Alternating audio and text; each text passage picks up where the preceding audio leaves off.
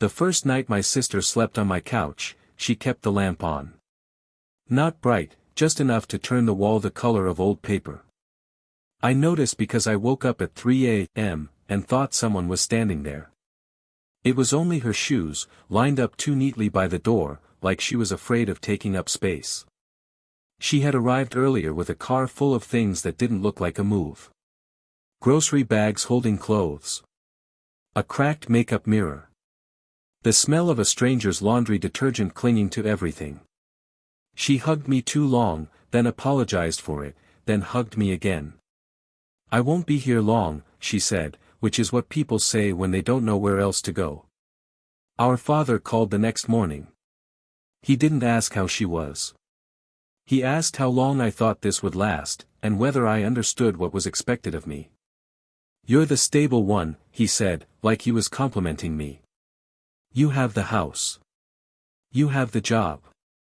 You'll take care of her."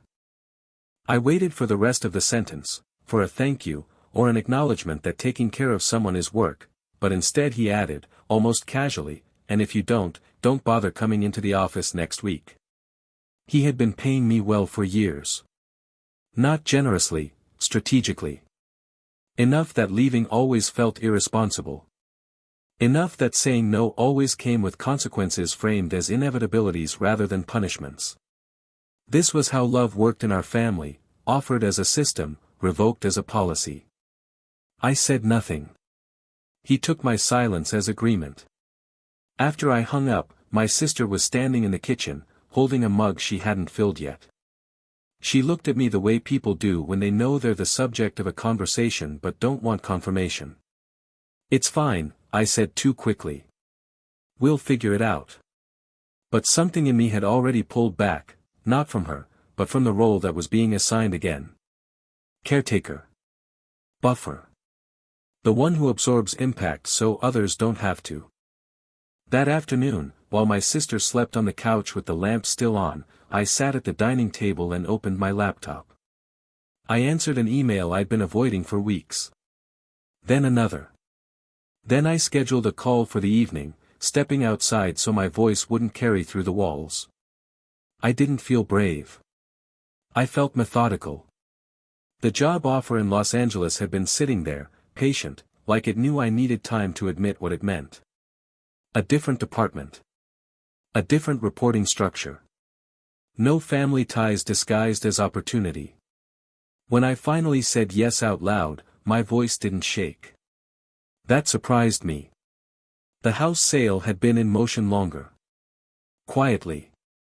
A contingency plan I'd put together after the last time my father reminded me who owned what, who depended on whom. Papers signed weeks ago. A closing date already set. I hadn't told anyone because I wasn't sure I'd need it. That night, my sister woke up crying. Not loudly, just enough to be unmistakable. I sat with her on the floor, our backs against the couch. She talked in fragments. About the way her ex used silence as a weapon.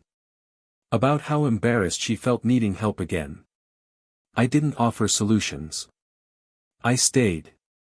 That was something I could give freely. The next morning, my father came by unannounced. He walked through the house like he was inspecting an asset, not visiting a home. He didn't lower his voice when he repeated himself. "She's fragile right now," he said. "You can't be selfish." The word landed where it always did, right on top of years of quiet compliance. I felt the old reflex rise, the urge to justify, to negotiate. Instead, I smiled.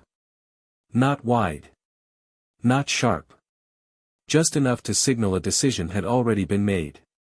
"Tomorrow," I said, "I'm starting a new job in Los Angeles." He stared at me, processing. I let the silence do the work.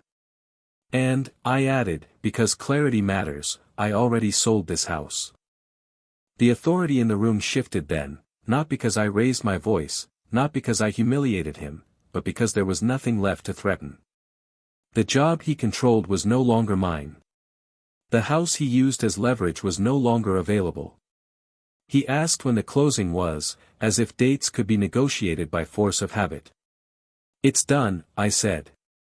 My sister looked between us, confused. I reached for her hand, grounding us both. I can help you find a place, I told her. I can help you get settled. But I can't stay here and be managed.